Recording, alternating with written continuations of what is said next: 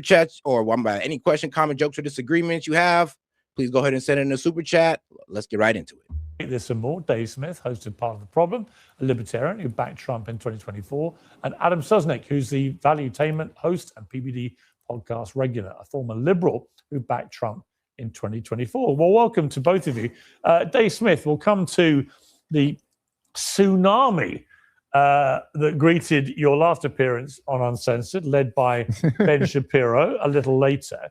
But first of all, this sort of quaint notion now being peddled by people in the mainstream media that the podcast world is irrelevant. No one's ever heard of any of the podcasters or we YouTubers or anything, and we should all just be ignored. I don't think that's true. Oh, I mean, it's just... I mean, yeah, because that's the TV personnels like Mark Levin, Sean Hannity, pretty much telling, well, their viewers, like, look, don't listen to these podcast guys. Don't listen to them. Only listen to us. Only we are the arbiters of truth on here. Even though we're getting paid millions of dollars to feed you propaganda, yeah, believe us. We're the only people that can tell y'all the truth. Everybody else, you just can't trust them because they're not backed by $1 million contract, okay? Okay. Some people are actually buying the bullshit, but it is what it is. It is what it is. Absurd on its face. I mean, again, I'm not trying to like overstate the influence that any one podcast or show has. But I mean, lots of people listen to shows. They don't necessarily agree completely with the host of that show. But again, you know, to say, look, I mean, Piers, if you look at the polls, what the polls tell us is that this is the most unpopular war in American history going into the war. And CNN is going to read you these North Korea numbers. Actually, in fact, I think it was better than Kim Jong-un did in his last election, 100% of MAGA. But what does that really mean? I mean, the truth is, Piers, you kind of nailed it here in your opening, right? Even when Joe Biden was clearly 100%, and that's what's been killing me. The fact that people are literally thinking that 100% of MAGA agrees with this is real. Because like I said, I guess it's just fuck me then. I guess I just don't exist. Because if you count me, then at least put it at what, 99.99%. Like, come on now. And if there's 100% agreement on anything, then there is no longer no more independent thinking. This is a cult at a certain point. If you're trying to tell us that 100% of MAGA agrees with this, even though a good amount of MAGA voted for Trump on the basis of no new wars, then yeah, you guys are trying to push us as a cult, and I'm not going for it. And if that is true, then the MAGA has turned into a cult, and they just pushed out everybody who disagrees out. And that's a cult. Senile and was forced to pull out of his re-election campaign. The majority of Biden supporters still supported him, you know, and like there was still going to be like 40-something% of the electorate would have voted for Joe Biden. Now, that wasn't enough, though, and that's why they forced him out, because you need a coalition to carry you here. So this comes down to like how you're defining MAGA. If you want to say Joe Rogan and Theo Vaughn and Andrew Schultz and all these guys, they're not MAGA. Well, okay, but they were relevant enough for Donald Trump to go on all of their shows in the campaign. And the point is that the coalition that got Donald Trump elected in 24, that got him for the first time ever to win the popular vote, that coalition has been destroyed. And I mean, here's the thing, though. You got to be, I ain't gonna lie, bro. It just don't make sense, guys. 100% of MAGA when we got people like Tucker Carlson, Candace Owens, Megyn Kelly, with millions of I'm telling you right now, loyal followers that damn near vote the same way that they do on all issues. And you're telling me that they don't count? We're not going to include those millions of people into that 100% that don't agree with this Iran war because Candace Owens, Tucker Carlson, and Megyn Kelly don't? So we're just going to forget about that, right? Okay, then, like I said, this is turning into a cult because you're not including anybody with a difference of opinion. And this is not, and I'm not saying that this is what MAGA is doing as of now, but this is how CNN is trying to frame us as and Fox News, as if we're just all getting along with this. The final thing I'll say is this, Piers. I made this prediction on my show the other day, but right now you kind of have these two, broadly speaking, camps, say Megyn Kelly and Tucker Carlson and Candace Owens, maybe people like me, who are saying the coalition has been destroyed. And then on the other side, you have people like you played Bacha, Ben Shapiro, who are saying, no, the coalition is fine. What we've learned is that Tucker Carlson doesn't matter. Give it a couple months, Pierce, and I promise you, everyone on that side will say the coalition has been destroyed and it's Tucker's fault. Yep. This is going to tank Donald Trump's presidency. We're already past the point of that. I mean, bro, people are already saying it. People are already blaming Candace. They're blaming Tucker. They're going like, well, if this all fails, it's because of Tucker Carlson and Candace Owens. And it's like, no, actually, it's because of a broken promise that we don't know if Trump is all the way committed to or not. Like I said, if this war carries on, he's going to shoot himself in the foot politically. If he ends this today or by the end of the month, he still has enough time to recover from all the damage that this war has done. So let's see what happens. Democrats are going to win the House and the Senate. It's going to be impeachments and subpoenas and investigations for the next 2 years. And I don't think anyone from this administration can win the presidential in 28 at this pace. Right. Well, Adam, you're part of a very successful podcast. Patrick Bet-David's been a regular on this show, as have other members of your great team. And, you know, I would say just from a personal, you can only judge it personally, I guess, but I've been on some of the biggest TV shows, mainstream TV shows you could think of, right? America's Got Talent for 6 years. Britain's Got Talent. I replaced Larry King at CNN. They aired my show 3 times a day in America and around the world, and so on and so on. And what's been fascinating to me in the last couple of years is I get more people come up to me in the street, wherever I am, whether it's New York, LA, London, Sydney, the Middle East, whatever. More people come up, and they're a bit younger than came up when I did any of those shows. And they're all coming up about my YouTube show, and they're all watching it avidly. And they're watching other shows like yours, like Dave's, Tucker, because they talked to me about all this. I had 2 guys last week from Denmark, 19, I think they were, stopped me in the street in West London. Passionate viewers of Uncensored.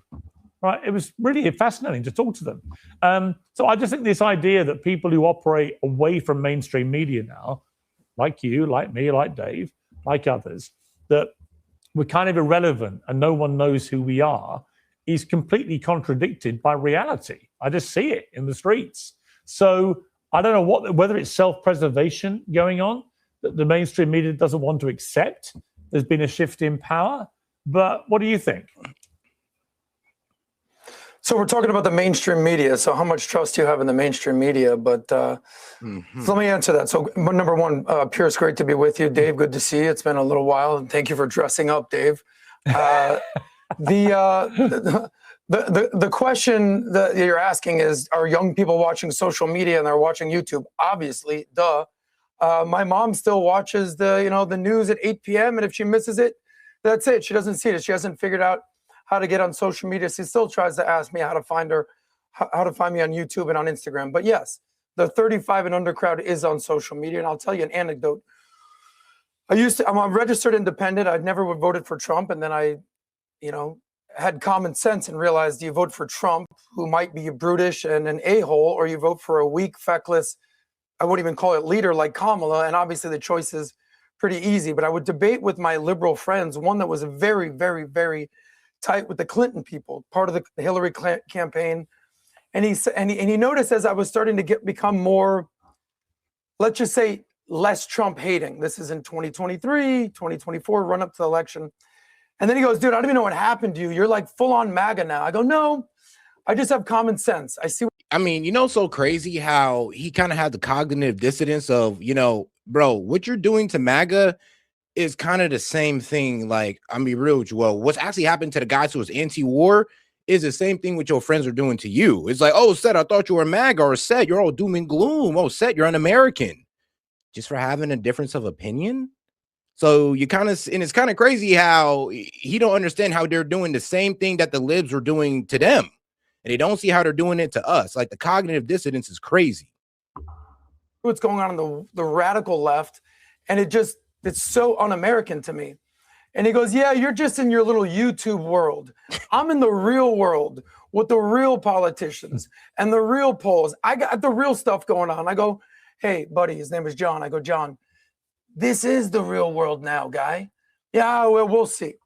So obviously we see what happens in the election. This is not the type of person that likes to apologize, right? Comes up to me and he goes, Adam, I was dead wrong. You're right. This is a new YouTube world. Congratulations on all your success. Pierce, and welcome to the YouTube world. It is what it is. Okay, well, we're sort of in broad agreement there. Let's get to broad disagreement, I suspect, which is the way this war is playing out. I mean, Dave, I've really struggled to work out the upside for Donald Trump from the start of this. Doing this so close to the midterms, doing exactly what he said he wouldn't do, which is he was going to stop, attacking Middle Eastern countries. It was all going to be America first, a premium on sorting out American problems in America. And then suddenly he launches a war on one of the biggest countries in the Middle East, certainly one of the best armed. And all hell has broken loose, not least to the global economy, which is inevitably going to have, and already is having, a very detrimental effect on living standards for average Americans. If I'm an American that voted for Trump, I'm like, I don't get this. I might in a poll say I get it, but I don't think I really get it. Yeah, and then you also have to consider there, Pierce, right? Like there's a sizable percent. No, that's because one, like I said, the goalpost has moved. It went from, oh, they can't have a nuclear bomb. Well, Iran already solved that problem for us by their religious fatwa in 2004. So that problem was already solved. But now it moved from Iran can't have a bomb to Iran can't have enrichment. And that's where it kind of got confusing, because at this point, Iran's like, whoa, whoa, whoa. We have the right to enrich uranium. I mean, every other country has the right to enrich uranium, and you're not on their ass. Well, but we're like, yeah, but we don't trust you with your rich uranium. We feel like you're going to go towards a nuclear bomb with your rich uranium. Here comes Obama, puts them under the JCPOA. Like, look, we don't trust you, but look, if you're willing to have us trust you, get under this deal, let us inspect it, and we got you. Here comes Donald Trump, rips up that deal. Kills, I mean, bro, when you ripped up that deal in 2018, these guys started reaching past that 3.6% and start going past that 400 kilos of their stockpile. And then when we kill Soleimani in 2020, that sends the escalation ladder up. And now these guys are reaching to 60% because we just killed one of their military leaders and we're continuously showing aggression towards them. So I don't know. If you were Iran, in your perspective, what would you do? Of people who support Donald. That's what mainly this channel is about. Not thinking about it from one side, but thinking about it from both sides. And if you can't do that, then you can't apply logic. You can't apply logic both ways, and therefore it is now propaganda. Trump, who approve of the job broadly that he's been doing, who maybe, look, we're 3 weeks or whatever into this, go, all right, I'll kind of give him a chance. We'll see. But if this doesn't turn into any type of win, and if it turns into a clear disaster. And shout out to my man Noah. He says most people lack self-awareness. I mean, ain't that the truth? And hey, you were speaking to my to my comment about, it's kind of crazy how people in MAGA are doing us the same way that the libs did them, that their liberal friends did them. Like, you're crazy. Oh, you're an American. You're a Nazi now. What's going on, bro? They're doing the same thing with us, and they don't even see it. They don't even see the cognitive dissonance in it. It's like, so you're going to do the same thing that the libs did to me and think that I'm not going to push back at this point? Like, oh, doom and gloom. Oh, un-American. Like, so you're just going to do the same thing the libs do and then try to take this high road that you're better than them when you're committing the exact same behavior. But okay, though. Okay, well, I'll let you cook. Which it already seems to be. That's only going to hurt him more and more and more. I think, look, Piers. Oh, guys, do me a favor. If you haven't liked the video yet, please do me a favor and like that video. If you have any questions, comments, jokes, or disagreements, go ahead and send it in the super chat. Let's go ahead and try to get this call-in line open, because I do want to hear from both sides on this. Despite the fact that it is not in my incentives in some way as like a political commentator, like, I hope this whole thing just works out great. And then I know that all the people who don't like me will say, ha ha, you were warning that this would be a disaster. I hope that I would much rather take that deal and live in that. But Piers, the other element there is that, right, we had the 12-day war in the summer, and I've certainly heard, I heard at the time, some on debates that we did on your show and others, and I've heard nothing but since then on social media that, you guys were so stupid. You were warning about exactly what we're seeing right now, which is what all of us were warning about who are critics of the 12-day war. And Iran didn't do that. And they were like, look, we got away with it. One and done. No Americans dead. And that's it. We don't have to do anything else. They spent the following 6 months bragging about how the nuclear threat had been totally obliterated. Now we find ourselves, Piers, back in this same situation. And as I mentioned last time on your show, the big picture here is that clearly the calculation changed for Iran. They no longer feel that it's in their incentive for self-preservation to not strike back and kill Americans or not do maximal damage. And now, clearly, with a younger, more radical Ayatollah who has not promised to not build nuclear weapons, they've made the calculation that actually they can't not give us a bloody nose, that they have to really make this cost us. Otherwise, we'll be back in another few months doing it again. And of course, at the beginning of this war, Donald Trump said this was a full regime change war and called for the people to rise up and overthrow their government. And the people did rise up, Piers, in support of their martyr Ayatollah and in support of this regime. I know you saw some of those aerial shots. There must have been hundreds of thousands of people out in the streets in Tehran, in the most liberal part of the country, supporting the regime. So at that time, regime change was the goal. So here's the thing. This is why a lot of people confuse regime change as the goal of this war. And I mean, some people still do believe that, but the reason why people confused it is because, didn't we in January just try to effectuate regime change through our CIA and with the Mossad to give the protesters guns, to rally them up? Donald Trump even said, don't worry, we'll back you up. Didn't, by the way.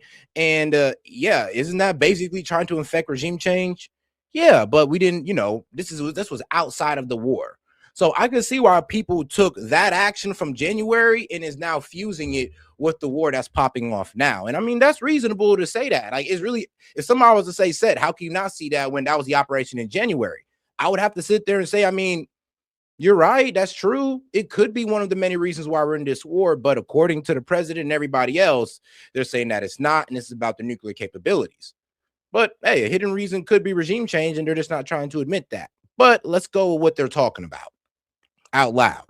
Sorry, at this point, this just looks like a catastrophe. And the best we can hope for at this point is that it only ends up killing like 10,000 people, and it only ends up costing tens of billions of dollars rather than the 200 that Secretary Hegseth has asked for. And this all relies on two major factors. Think about this, Piers. It's not just that Donald Trump has to call it quit and declare victory or whatever, but then we got two other entities that are majorly involved in this war, Iran and Israel. Now, we know at this point, Iran is saying they're vowing not to stop. They talk a lot of bluster. Who knows? Maybe they will. But Israel, Piers? I mean, the strikes, Israel is still striking Iran, and Iran is still striking Israel. So when Trump said this ceasefire, I'm just like, well, between who? Because they're still attacking the Gulf states. They're still attacking Israel. I mean, what? Are they just going to stop attacking us? So, like, bro, where is this 5-day ceasefire when shots are still being fired? Like, this is why it doesn't make sense, and everybody's a little bit confused. And for some reason, only MAGA's not willing to look at I'm sorry, guys, but it seems like only MAGA's not willing to look at the details of this and take it for what it is. They're over here calling us, you're always doomsday for what? Calling out the facts that's in front of me? The fact that Donald Trump just came out and said, yeah, we're talking to Iran. We got 5-day ceasefire. Iran says, no, we don't. While they're still firing into Israel in the Gulf states. Like, I'm sorry, but what do you want me to do? What do you want me to say? Sit there and just say, oh, no, this is just Trump's 4D chess and he's doing oh so well. It's like, no. I'm sorry, but that sounds delusional if I was coming off like that. Like, what? We all know they want the regime change here. In the 12-day war and in this war already, they've hit targets after Trump has clearly asked them not to. Who's to say they don't continue doing that? And it begs a real question of how we get out of this quagmire. Yeah, 3 weeks in, we're already there. Right. So, Adam, you've had a little spat with Dave on social media. When he called it an illegal war of aggression on X, you said, come on, guy, read the room. Dave responded, let's not pretend you read, Adam. To which you replied, I'm able to read scoreboards. You are losing big time. Mm-hmm. Do you still feel that? I mean, do you still feel that? Because I would argue that Okay, now I'm starting to see where this attitude comes from, of this scoreboard attitude that MAGA seems to have, that like, and no, look, me and Monty, I guess we're getting into it in the Discord. And, I love Monty. So no shade, brother, no shade. But he was pretty much trying to come at me like I was making predictions about the war. And I was just like, hold on, bro. What is this scoreboard mentality you got about this? Because one, I made no predictions. And two, I ain't even keeping score of the times you were wrong. But for some reason, these guys are keeping score of, well, I don't even know what the hell he was keeping score of. He was saying I made predictions that I never made. But for some reason, they're keeping score of for every what if statement that we make. When we say, well, what if there's boots on the ground? They kind of straw man us and be like, oh, well, you're saying there's boots on the ground? No, I said, what if? And if that happens, this could happen. And that's not a prediction. That's just me putting in a what if statement. I'm not saying that it happened. I'm saying, well, if it happens, this could happen.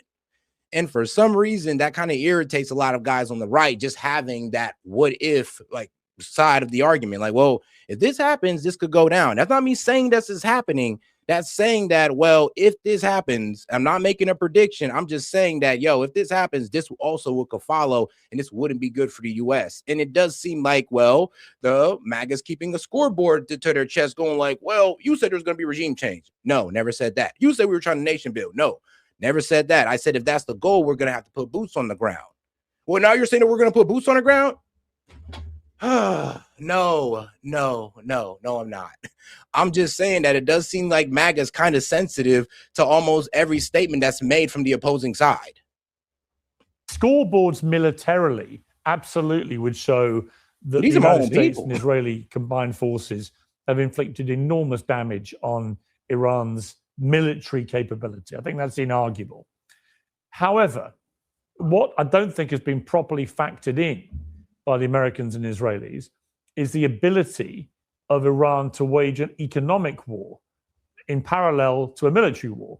And that by controlling the Strait of Hormuz and by attacking, as they have done, their neighboring Gulf states, both oil refineries and tourist hotspots and so on, they've managed to freak everybody out and they freak the global markets. And this is incredibly damaging to Donald Trump because every day that Straits of Hormuz is shut, then you will see the impact for the next few weeks and months coming through the US economy and the global economy, but the US economy. You know, when fertilizer, when the impact of that being stopped comes through in a couple of months' time, it takes a while to cut through to the actual people of America. But it will, and when it does, it's going to be very damaging. Yeah, I mean, let's be real. This could possibly raise food prices. This could raise grocery prices because, well, fertilizer is now more expensive because there's a scarcity in it, along with oil and natural gas, you know, heating for your house and all that good stuff. It may go up. That's the problem with this war is that, remember, like, bro, this year, what Trump was supposed to focus on nothing but affordability. Bro, 3 months in, and we're into a conflict with Iran, and all of that progress he was making last year is now being walked back. I mean, let's be real. Let's be sensible, and let's not sit here and try to, like, I'm be real with you, try to gaslight people. This wasn't a good idea for Trump to do or to pop this off within this time. I mean, if he'd have got affordability together and the economy is going well, and he wanted to pop this Iran war, I'd still be upset, but at least we're in a better position and we're not suffering for it. Not think that the longer this goes on, the more of a miscalculation has been made here? Look, I'm not the Trump is the all be MAGA guy. I'm the guy that was like, yeah, I'm not so sure about this Trump guy. You know what? Oh, I got the fake news. Oh, Russia. Oh, it turns out, yeah, you know, he's way better than the other side. So I had to use logic and a measured approach to get me to the point where I'm like, he's the guy. So I'll ask you another question. Let's say Trump wasn't here. What's Kamala doing? Oh, no, so everything in politics is binary. I think Kamala Harris would... Look, I get that, but it kind of seems like, well, if we voted for Kamala, yeah,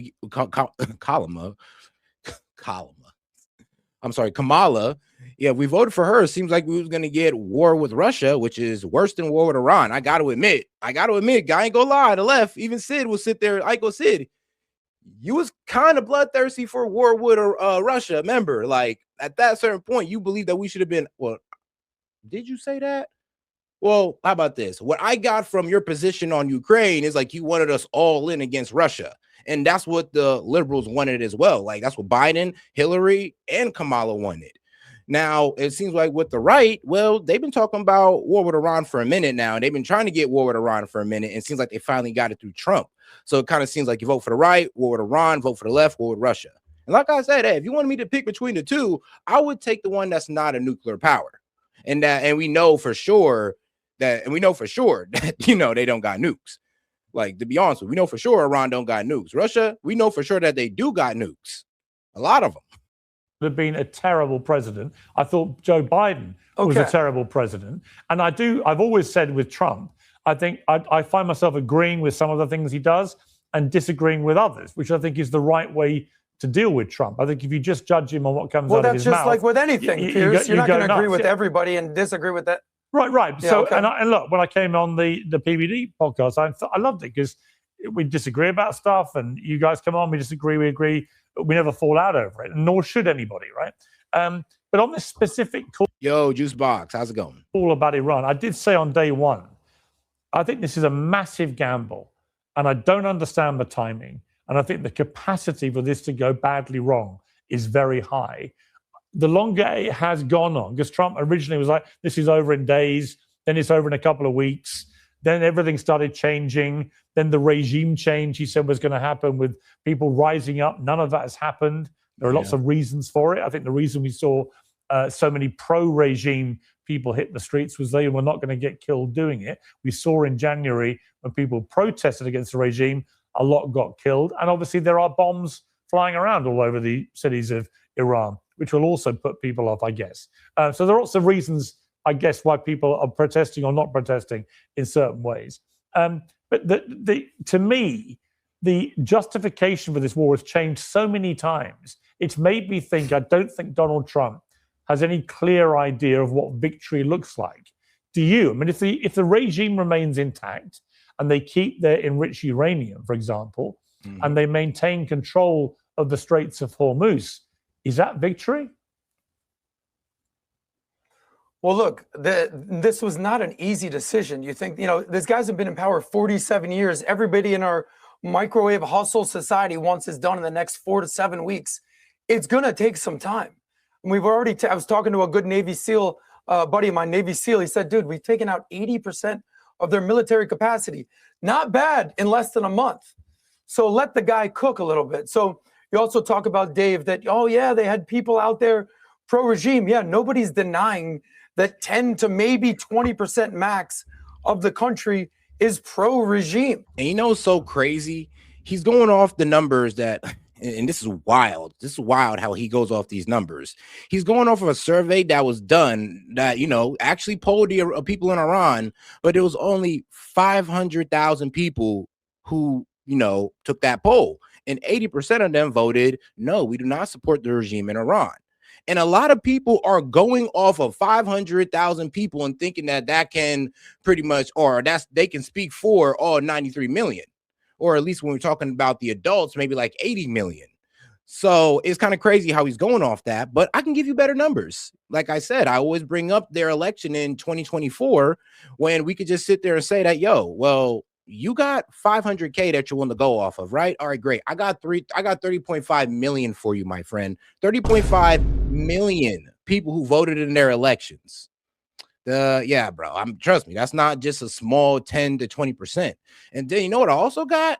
I also got 61 million people who registered to vote in their elections. You know what that says? That there were 61 million people that was willing to vote in an election, register in an election that was controlled by the regime. And if you're just, and if you hate the regime so much, right, why would you participate in an election that that they control all the candidates in? Really think about that. And think about the fact that 61 million people signed up for that. All right, then. But what about the 80% of the country? That's like if Dave had a comedy show, there was 100 people that magically showed up to Dave's comedy show. Oh my God, he has so many fans. Dude, there's 100,000 people outside that didn't go to the show. I'm not being like brutish or sarcastic, but just you're taking a small sample size and extrapolating. Bro, you guys are the ones taking a small sample size and extrapolating it to all 93 million people. That's what you guys are doing. Because like I said, if you pull the numbers up, that they've polled only about 500,000 500,000 Americans, Iranians, 500,000. And you're telling me that, you're willing to believe that, right? You're willing to take that one. But when I tell you that 61 million people registered to vote in their elections controlled by the Ayatollah, you're not willing to hear that? When that's a way stronger example, way stronger representation of what the Iranian people feel towards the Ayatollah. And you get a real number of how many people are willing to work within the regime or willing to play along with the regime in their elections. That's a pretty good picture of what's going on there. Billion for the entire country. We all know just to be clear, who this regime is. Oh, hang on, Adam. We all know that this is a terrorist regime. Just to be technically correct on that argument you're making, if 100 people turned up to watch Dave's show, then technically over 8 billion chose not to. Correct. And that's pretty uniform. Well, I would say this, Chase. I would say this. You have a slight distrust of the government, or you wouldn't really participate in any of their elections. Like, let's be real. People who actually don't like the American government, actually hate our government, but lives here, surprisingly, those guys don't participate in elections. You know, the guys of I don't vote. They're what was it? What's the saying they always like to say? It's, they're the same wing on the same bird. They're just a different side of wing on the same bird and all this good stuff. Those are the guys who I could sit there and say truly don't support the American government. Us who have a distrust of it, but who's still willing to participate. No, we still believe in this government because we're still willing to participate and we haven't shown complete rejection towards it. So I'm not saying that out of the 61 million people that, all of them get along with the government. No, I'm saying out of those 61 million people, they still believe in this regime enough to participate in it and still think that they can get their best interest out of it. Just like what we do in our elections, even though we have slight distrust of it. But shout out to my man. My bad. But all right, first shout out to Juicebox. Sorry, Sid, but Juicebox went in first. He says, howdy, Set and friends. Glad to be here. Hey, I appreciate you guys for pulling up. So shout out Sid for the baller alert. Appreciate that, my friend. He sent in a smooth. Wait, whoa. It wasn't Sid. My bad. It was Noah Jonah.